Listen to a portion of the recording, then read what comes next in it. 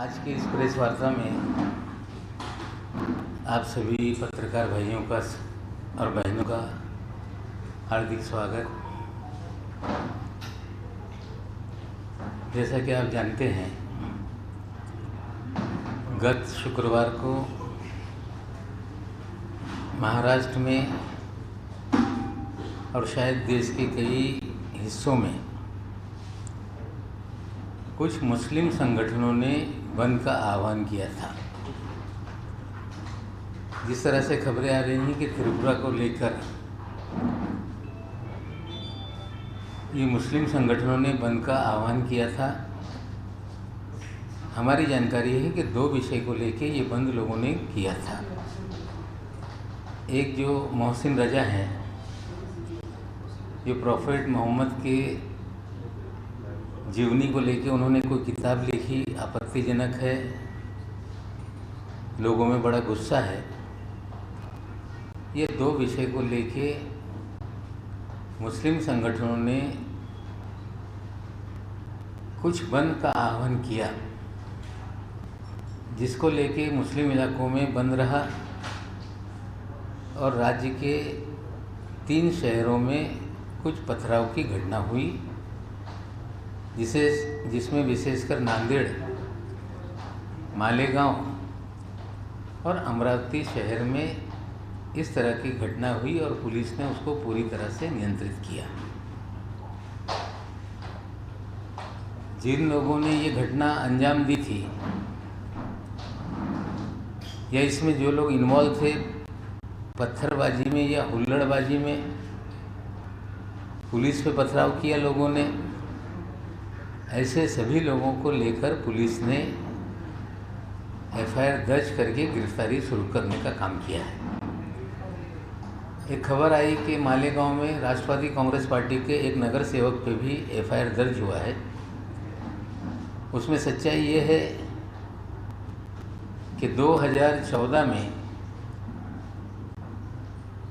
जो मुफ्ती साहब आज वहाँ के एमएलए हैं, 2019 में चुनाव जीते हुए एमआईएम से, उससे पहले वो जन स्वराज पार्टी के विधायक थे और 2014 के चुनाव में उन्होंने राष्ट्रवादी कांग्रेस पार्टी के सिंबल पे चुनाव लड़ा था। 2017 में जब महानगर पालिका के चुनाव हुए तो उनके साथ जो नगर सेवक या उनके साथी पार्टी में आए थे, वो हमारी पार्टी से उन्होंने चुनाव लड़ा। और जब मुफ्ती साहब कांग्रेस और राष्ट्रवादी कांग्रेस पार्टी का गठबंधन हुआ, मालेगांव की विधानसभा सीट कांग्रेस पार्टी को छोड़ी गई, शेख रशीद साहब कांग्रेस के उम्मीदवार थे, तो मुफ्ती इस्माइल ये पार्टी छोड़कर एमआईएम में चले गए और सारे नगर सेवक उनके साथ एमआईएम में गए। जिसके ऊपर एफआईआर दर्ज हुआ है वो राष्ट्रवादी कांग्रेस पार्टी का कागज पे भले नगर सेवक हो, लेकिन पूरा उनका गुट एमआईएम में चला गया और वो एमआईएम के नगर सेवक हैं। लेकिन शुक्रवार के बाद शनिवार को अमरावती में एक बंद का आह्वान किया गया भारतीय जनता पार्टी की ओर से, और बंद के आड़ में सुनियोजित तरीके से दंगे भड़काने का काम किया गया, जिसे पुलिस ने पूरी तरह से नियंत्रित करने का काम किया। साजिश थी कि पूरे महाराष्ट्र में दंगे भड़काए जाएं और महाराष्ट्र की जनता ने इनके षड्यंत्र को समझा और अमरावती के बाहर इस तरह से कोई भी घटना नहीं हुई। हम महाराष्ट्र की जनता का आभार मानते हैं। साथ ही साथ में अमरावती में कोई समुदाय के बीच में दंगा नहीं हुआ। भारतीय जनता पार्टी के पूर्व मंत्री श्री अनिल बोंडे, भारतीय जनता पार्टी के सभी नेता, उन्होंने 2 तारीख के रात को दंगे का षड्यंत्र रचने का काम किया। कुछ नौजवानों को पैसे बांटे गए, कुछ शराब बांट के अमरावती शहर में दंगा कराने का प्रयास किया गया, पत्थरबाजी हुई, दुकानों को आग लगाने का काम किया गया और पुलिस जांच में सारी सच्चाई सामने आई और उन पर कार्रवाई शुरू हुई है। साथ ही साथ ये भी जानकारी मिल रही है कि बड़े पैमाने पे मुंबई से पैसे गए और वहाँ के कुछ विधायक के जरिए ये पैसे लोगों में बांटे गए। निश्चित रूप से उसी की जांच हो रही है। लेकिन बीजेपी का ये हथकंडा, जब सारे उनके हथियार अस्त्र समाप्त हो जाते हैं तो फिर दंगों का हथियार बाहर निकाल के वे अपनी राजनीति शुरू करते हैं। हमें लगता है महाराष्ट्र की जनता ये पूरी तरह से जानकार है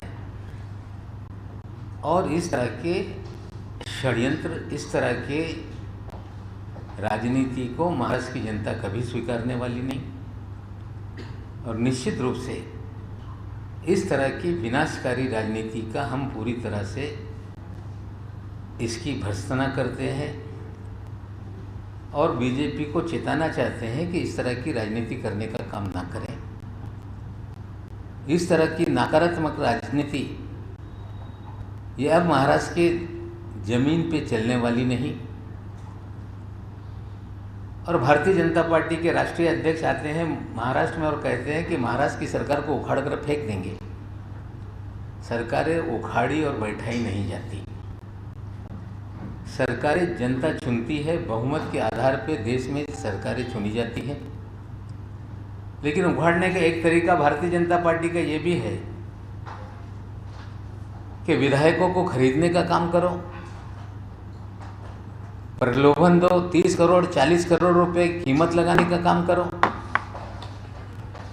और ये सारा खेल पैसे से खरीदने का लोगों ने गोवा में देखा, कर्नाटक में देखा, मध्य प्रदेश में देखा। लेकिन ये उखाड़ने का खेल महाराष्ट्र में चल नहीं सकता। फिर दूसरा खेल भारतीय जनता पार्टी का शुरू होता है कि केंद्रीय एजेंसियों के माध्यम से लोगों को डराने का काम किया जाए। बड़े दुर्भाग्य की बात है कि जो केंद्रीय एजेंसियां हैं ये भारतीय जनता पार्टी के राजकीय इकाई की तरह काम करने लगी हैं। बंगाल में सिद्ध हो गया, जिस तरह से बंगाल में डरा डरा के लोगों को अपनी पार्टी में लिया गया, बंगाल की जनता ने नकारने के बाद लोग पुनः टीएमसी में शामिल होने लगे। 2014 के पहले भी भारतीय जनता पार्टी की इकाई ईडी ने इसी तरह से प्रयास किया था।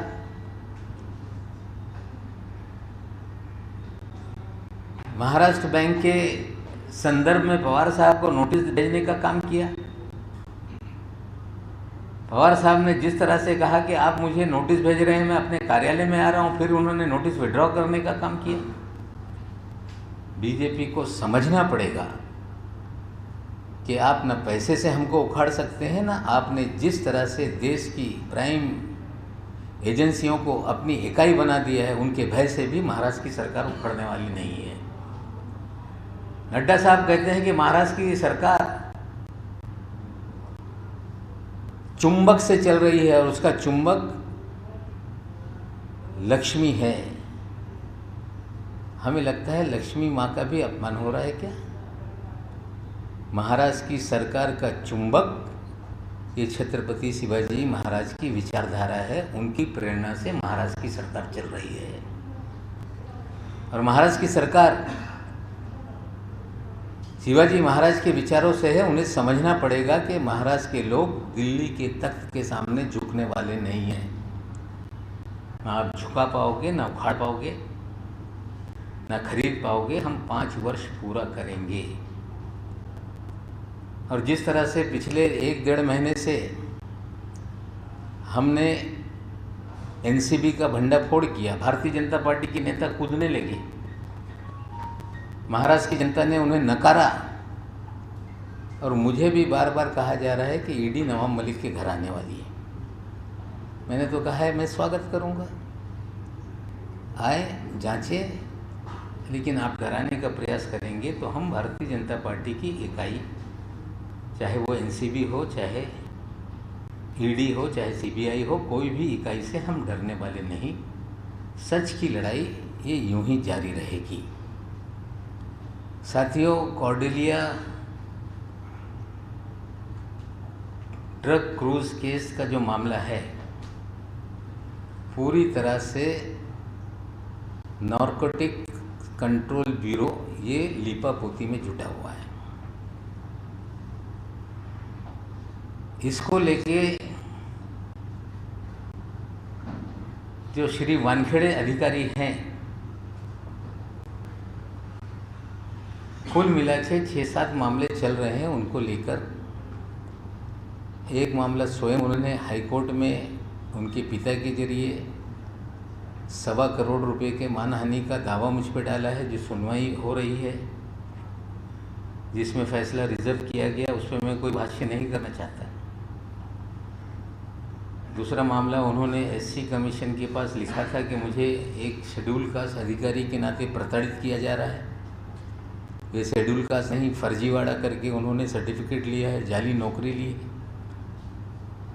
वो रिपोर्ट पुलिस से मांगी गई है, पुलिस भी देख रही है कि इसमें कितनी सच्चाई है। तीसरा मामला, भीम आर्मी ने, स्वाभिमानी रिपब्लिकन पार्टी ने जो सुप्रीम कोर्ट का 1994 का आदेश था, उसके तहत जो वैलिडिटी कमेटी है उसके पास कंप्लेंट हुई, वो जांच करने का काम कर रही है। और क्रूज का जो फर्जीवाड़ा है, उस फर्जीवाड़े में 3 जांच चल रही है।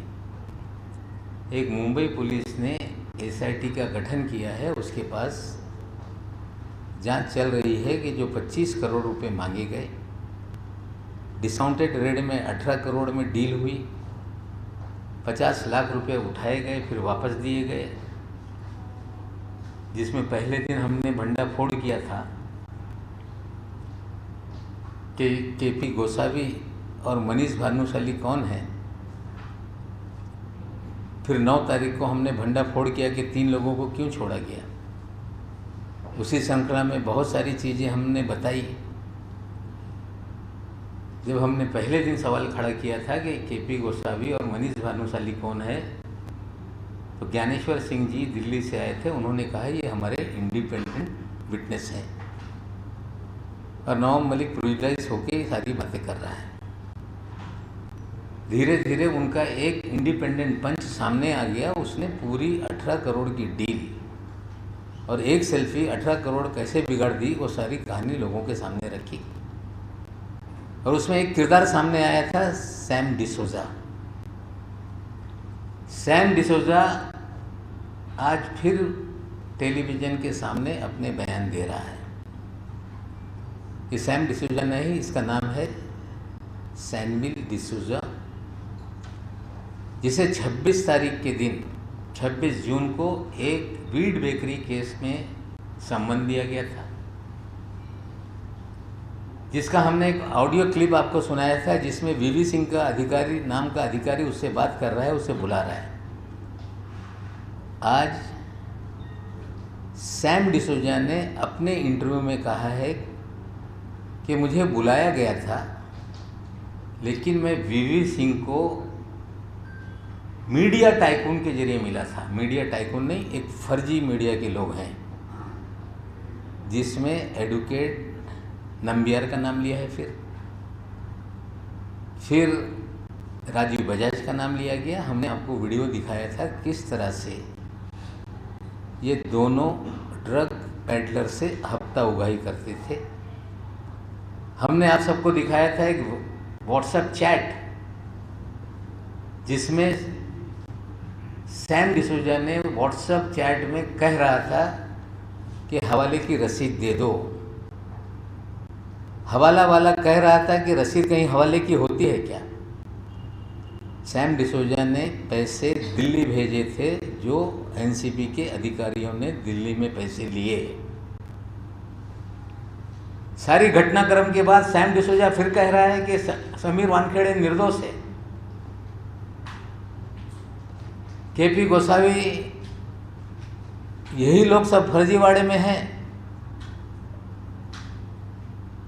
जो विजिलेंस की जांच बैठी गई, विजिलेंस की या एसआईटी बैठी है, उसके सामने सभी लोग पेश हो रहे हैं मुंबई शहर में। और ये दिल्ली में जाके कहाँ बैठा था ये लोगों को बताना पड़ेगा, एनसीबी को। वहाँ भी इसका स्टेटमेंट क्यों रिकॉर्ड हुआ ये बताना पड़ेगा। और ये हवाले से पैसे किसने लिए ये बताना पड़ेगा।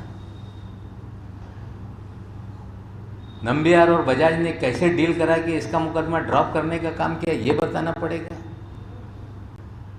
और आज कह रहा है कि 2 नवंबर के दिन मैंने पुलिस को चिट्ठी लिखी है कि ये 2 लोग फ्रॉड हैं। 1 महीने के बाद फ्रॉड है ये नज़र आया पूरी तरह से सैम डिसूजा। मैंने पहले भी कहा था कि ये समीर वानखेड़े का प्राइवेट आर्मी का मेंबर है। सारे नाइजीरियन जितने लोग ड्रग पेडलर हैं उनसे हफ्ता उगाही का काम करता है और वही फिर एनसीबी के लोगों को बचाने के लिए मैदान में आया है। हमें लगता है, मैं फिर कह रहा हूं कि मेरी लड़ाई एनसीबी से नहीं है। जो चंडाल चौकड़ी मुंबई शहर में बैठी है, समीर वानखेड़े, वीवी सिंह, आशीष रंजन और मान्य नाम का ड्राइवर, ये चंडाल चौकड़ी हजारों करोड़ की उगाही इस शहर में कर रही है। और जो कहा जाता था, जिस तरह से कोर्ट के आदेश आ रहे हैं कि ये सारा फर्जी मामला बना है, ये इस्टेब्लिश होने लगा। मैंने एक नाम लिया था, ये दाढ़ी वाला कौन है। फिर आप लोगों को एक डांस करता हुआ क्रूज पे का मैंने आप लोगों को वीडियो भी दिखाया था और नाम उसका बाद में दूसरे दिन मैंने बताया। ये काशिफ खान है, इसका नाम है काशिफ मलिक खान। जो क्रूज पे पार्टी हुई उसका ये पूरी तरह से स्पॉन्सर था। नमस्क्रे नाम का इसका ब्रांड था। और जो क्रूज ड्रग केस में जो सीजर हुआ है उसमें नमस्क्रे ब्रांड का पेपर भी सीज किया गया। फिर मेरा सवाल है कि काशिफ खान को क्यों आज तक नहीं पकड़ा गया। काशिफ खान ये गोवा में है। पूरी दुनिया जानती है कि ड्रग का सबसे बड़ा अड्डा, ड्रग टूरिज्म ये गोवा में ही चलता है। रशियन माफिया वहाँ पे ड्रग का धंधा करते हैं और वानखेड़े की सारी उगाही काशिफ खान करता है। फिर सवाल है कि काशिफ खान को क्यों नहीं बुलाया जा रहा है, उसकी गिरफ्तारी क्यों नहीं हो रही है। पहले मैंने कहा था कि ये पूरी तरह से अंतर्राष्ट्रीय माफिया है, फैशन टीवी का हेड बना हुआ है। ये इसके पहले इस्पा चलाता था, लोगों को धोखाधड़ी करके इसके ऊपर कई मुकदमे देश में दर्ज है। और ये व्यक्ति दिल्ली हाई कोर्ट से भगोड़ा घोषित करने का इसको काम किया गया। जो इतना बड़ा फ्रॉड है, जिसका ब्रांड इस क्रूज केस के अंदर, उसका पेपर जब्ती के अंदर, सीजर के अंदर है, वानखेड़े इसे क्यों बचा रहा है? क्योंकि वानखेड़े का ये प्राइवेट आर्मी का मेंबर है, गोवा में बैठा हुआ है। जोनल ऑफिस गोवा और मुंबई की है, गोवा में रेड होती नहीं। रशियन माफिया पूरा ड्रग का रैकेट गोवा में चला रहा है और गोवा की वसूली करने का काम काशिफ खान करता है और वानखेड़े उसे बचाने का काम कर रहा है। सैम डिसूजा जैसे लोगों को आगे लाकर छवि सुधारने का काम किया जा रहा है। और हम तो कहते हैं कि हम जो सवाल उठा रहे हैं कि 26 फर्जी मामले हैं, उसकी जांच हो। पहले कहा गया कि 6 मामले हैं, 3 मामले ड्रॉप कर दिए गए। अब खबरें आ रही है कि आर्यन खान, समीर खान और अरमान कोहली की एसआईटी जांच होगी, अंतर्राष्ट्रीय मामला है। हाँ, ब्रिटिश नागरिक को आपने फंसाया। उसने ब्रिटिश प्राइम मिनिस्टर को लिखा है कि किस तरह से फंसाया गया। फिर हमें डराने के लिए कहा जा रहा है कि हाईकोर्ट में जमानत रद्द करने की हमने अर्जी लगाई है। फिर हमें डराने के लिए कहा जा रहा है कि जो फॉरेंसिक लैब है गुजरात की, जहां से रिपोर्ट आई कि इसमें किसी भी प्रकार का 7 ग्राम छोड़ के कोई ड्रग नहीं, फिर अर्जी लगाई गई है कि हमें रीचेक करना है। भारत के इतिहास में पहली बार आज तक गुनहगार लैब पे भरोसा नहीं करता था और वानखेड़े जी तो गुजरात के लैब पे भी भरोसा नहीं कर रहे हैं। मोदी जी का राज, मोदी जी की बनाई हुई लैब, और वो भी संदेह के घेरे में। एप्लीकेशन लगाई गई है कि रीचेक किया जाए। 15 दिन का लिमिटेशन होता है, 4 महीने बाद अर्जी लगाई जा रही है। फिर कहा जा रहा है कि समीर खान का वॉइस सैंपल हम लोगों को लेना है। मोबाइल आपके पास, लैपटॉप आपके पास, 8.5 महीने में आपको ये सूझा नहीं। आपको डराने की कोशिश की जा रही है। आपको समझना पड़ेगा हम लोग डरने वाले नहीं हैं। और आज एक बड़ी घटना हुई है। आज गुजरात के मोरबी में फिर 120 किलो ड्रग पकड़ी गई, जिसकी कीमत लगभग 1500 करोड़ रुपए बताई जाती है। इससे पहले द्वारका में 350 करोड़ रुपए की ड्रग पकड़ी गई। मुंद्रा पोर्ट पे 27,000 करोड़ की ड्रग पकड़ी गई। गोसावी, भानुशाली, सभी लोग गुजरात में बार बार क्यों जाते हैं? और ये बात सच है कि पाकिस्तान से ड्रग समुद्री रास्ते से गुजरात में आता है। गुजरात से ही पूरा डिस्ट्रीब्यूशन का नेटवर्क है। और अब ये सिद्ध होने लगा मुंद्रा पोर्ट से, द्वारका से, मोरबी से, कि ड्रग का खेल देश में गुजरात से ही चल रहा है। और गुजरात के होम मिनिस्टर कह रहे हैं कि फलान भाजी वाले को हमने पकड़ लिया। ये खेल तो वानखेड़े भी करता था कस्टम में, ये खेल तो अभी भी कर रहा है। कुछ माल पकड़ाना भी पड़ता है और ज़्यादा चलाना पड़ता है। ये जो द्वारका में, मोरबी में पकड़ा जा रहा है, हमें लगता है कि कुछ दिखाया जाए कि कार्रवाई हो रही है, लेकिन पूरा ड्रग का खेल इस देश में गुजरात के रास्ते से चल रहा है। अब ये सच्चाई सामने आ गई। हम फिर कहते हैं कि समीर वानखेड़े ये फर्जीवाड़ा करता रहा। इसके जीवन में बहुत सारे फर्जीवाड़े हैं जो सामने आने लगे हैं। आर्यन खान को किडनैप किया गया उगाही के लिए, ये सारी चीज़ें सामने आ रही है। कितने ही सैम डिसूजा को सामने ले आए, तो इन्होंने जो भी काम किया है उस पर भी पर्दा डाल नहीं सकते।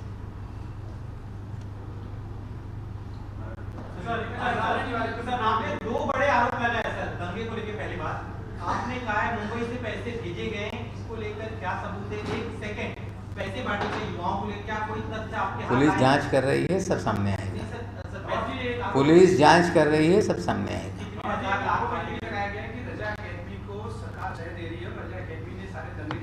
नहीं, मेरे पास एक तस्वीर है। आशीष सेलार रजा एकेडमी के दफ्तर में बैठे थे, अभी आप लोगों को दे दूंगा। शायद ये भी षड्यंत्र का हिस्सा था कि मुझे पता नहीं।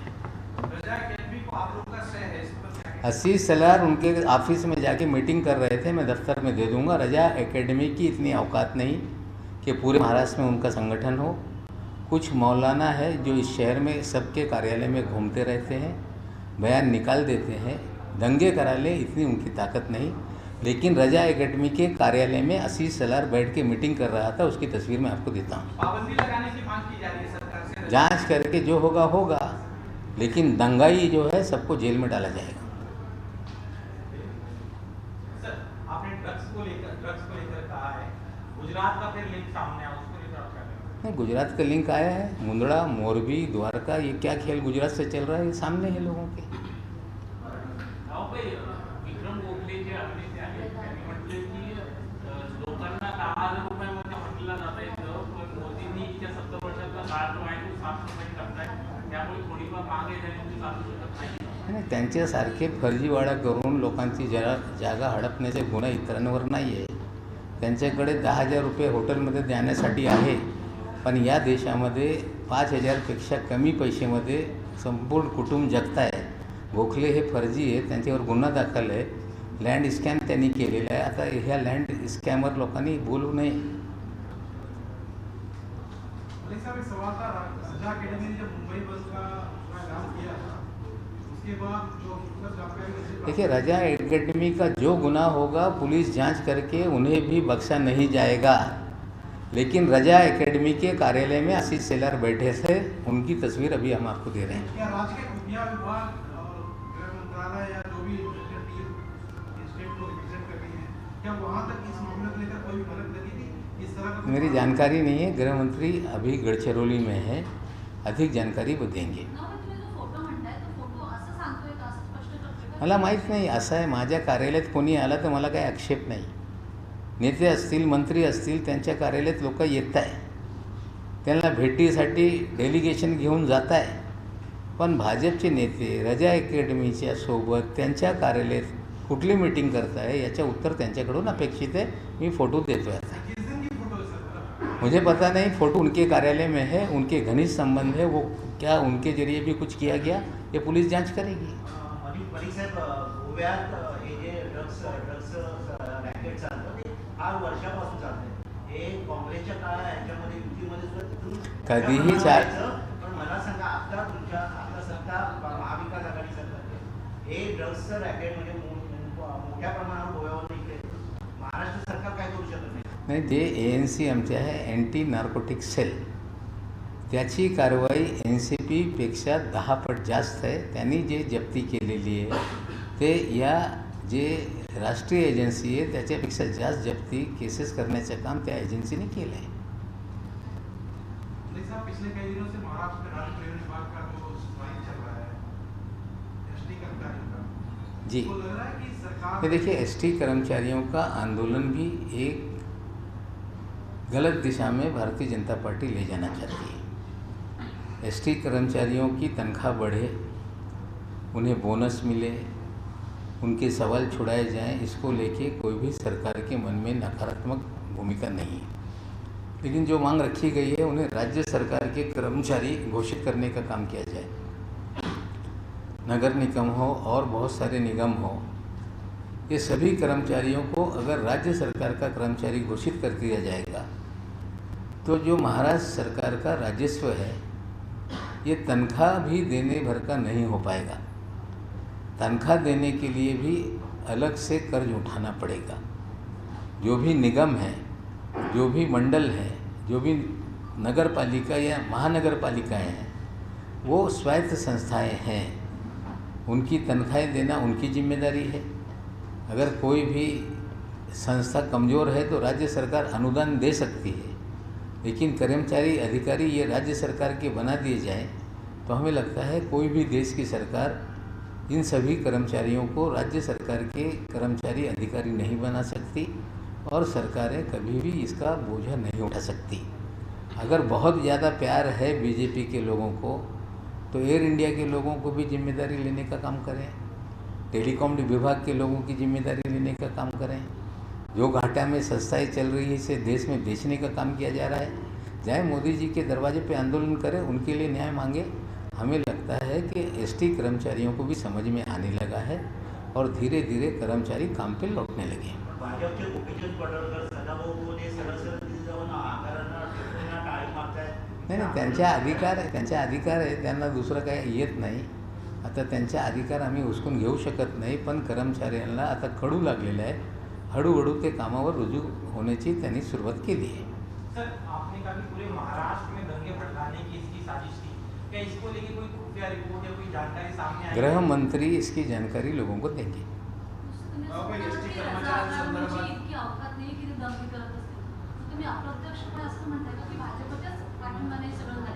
हे बघा, असं आहे की त्यांनी ज्या पद्धतीने आवाहन केलं शुक्रवारच्या, जे मोहसिन रजा आहे किंवा त्रिपुरेची घटना, त्यामुळे लोकांनी बंद पाडला। 9:00च्या नंतर काही लोक निवेदन देण्यासाठी चला आपण कलेक्टरच्या कचेरीवर जाऊ, ते मोर्चे सुरू झाल्यानंतर दगडफेकी झालेली, ठीक आहे, ज्यांनी हे काय कृत्य केलेलं आहे त्यांच्यावर कारवाई होणार आहे। पण अमरावतीची घटना सुनियोजित दंगल घडवण्याची होती, दंगल पेटवण्याची होती, त्याच्यात पैसे वाटण्यात आले, दारू वाटण्यात आला, त्याच्यात भाजपचे नेते अटक झालेली आहे आणि त्याचे पैसे मुंबईतून गेले, एका आमदाराकडे गेले, ते वाटप झालेले आहे, त्या दिशेने पोलीस तपास करते। समीर खानचे केसमध्ये ईडीने जे Not ED, NCB. planning on going and trying to see the wage be cancelled. That is a legal battle. Definitely we will fight in the court of law. Is there a precedent like this after charge sheet has been filed and the battle already? I had read in a newspaper that they can do this thing. Definitely they can do what they want. But it's a legal battle. Blindly they cannot do anything. They must go to the court, obtain an order from the court. Without obtaining any order, they could not go ahead. Thank you. देखिए, अब अभी क्या ऐसा समझा जाए कि राज्य में जो भी हिंसा हुई उसको लेकर सरकार के पास कुछ राज्य सरकार का गृह विभाग काम कर रहा है, गिरफ्तारियां हुई और भी चीज़ें गृह मंत्री बताएंगे.